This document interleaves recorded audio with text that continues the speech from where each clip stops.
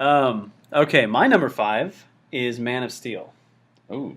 So again, sort of surprised Man of Steel came in above Batman Begins, but I love Man of Steel. I recognize the flaws with it. I recognize all of the unneeded destruction. Mm-hmm. I recognize people have issues with him killing Zod at the end. Yeah. Although I think that has a lot to do with his journey as a character. Yep. So I think it works in the larger scheme. But his journey to becoming Superman and the things they choose to show us during Clark Kent's younger life. Yeah. You know, like conversations with his dad, conversations with his mom, the bar scene where the guy throws a drink in his face, saving the guys from the oil rig, like all these different things. I think that is beautifully done. Absolutely. You really get to see Zack Snyder's mastery over visuals in all of that. And I hated might be a strong word.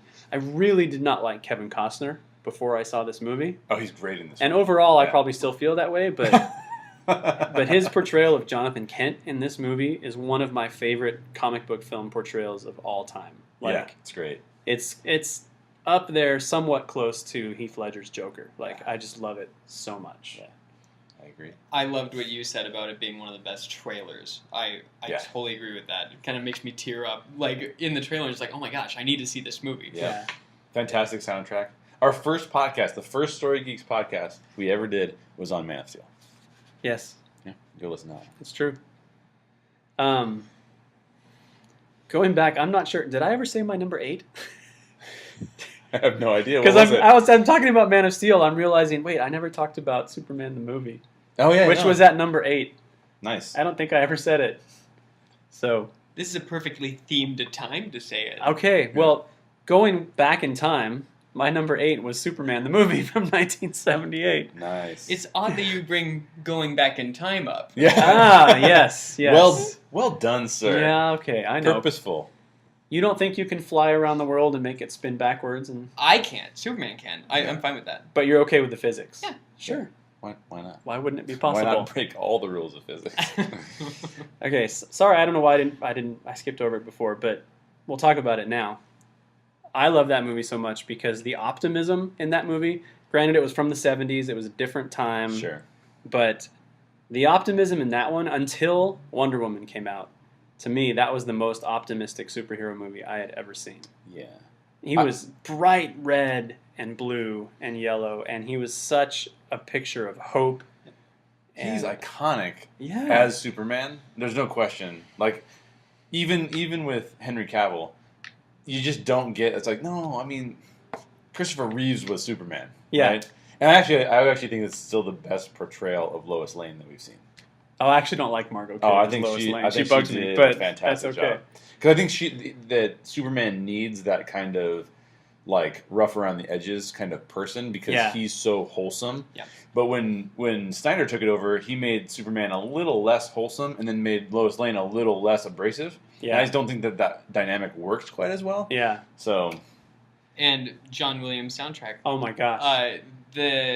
We went and saw John Williams at the Hollywood Bowl, and when they played that soundtrack, that was the most impactful. Just the little moment. rumble at the beginning, the dun dun dun dun dun. You know, here it comes. Oh my gosh, it's great! It's great. That just makes me so happy. Like when I went to see Superman Returns for the first time, and you heard that, I'm like, I don't care if this movie sucks or not. Yeah. Like I'm satisfied with just that. You know, right. Just hearing that in a theater. Without it being followed by Superman 4, The Quest for Peace, is wonderful. And I've heard that, so Danny Elfman came in to do the music for Justice League, and I read yesterday that he's actually incorporating elements of John Williams' Superman score into Justice League. Fantastic. I'm sure it'll be subtle, because we already have a Superman theme from Man of Steel, which I also really love. I love that music too. So... Yep, I don't know what happened there. I don't know why I skipped over number 8, but at least we talked about it. Let's go to number 4. Well, what's the top 5 from the votes?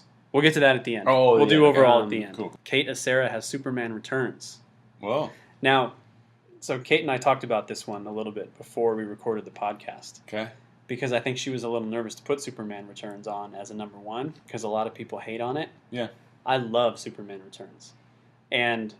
I know there's reasons to hate it. I know Superman never throws a punch. I know the relationship between Superman and Lois is a little weird. I'm actually not a big fan of Kevin Spacey as Lex Luthor, Mm. but based on nostalgia alone, that movie made me so happy. Just to go into a theater and have that Richard Donner Superman vibe again. Yeah. I loved it. How do you guys feel about that one? I think it was in that one that they used the John Williams theme at the end. Yeah. When you're flying through planets and stuff like Mhm. that. And Actually, It's they use not- it right at the beginning and do that. Okay. Yeah. so I just loved that music. Yeah. There were some lines in that movie that literally made me cringe. Yeah. And Well, sure. so that was weird. I don't do that very often. I love Bryan Singer as a director. He did great with House, the show. But yeah, I was pretty indifferent to that movie. What did you think? Pretty similar feeling. I did not hate on it the way that people were hating on it. Yeah.